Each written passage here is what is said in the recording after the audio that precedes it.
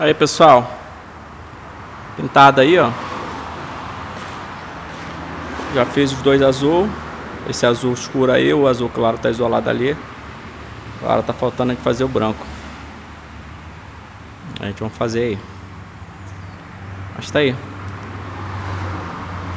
Depois correr uma lixa em tudo quando terminar o branco para tirar as marcas de lixo. E marca de uma tinta para outra. A gente vai passar uma lixinha, correr um verniz na peça toda. Mas tá aí, pessoal, olha aí, ó.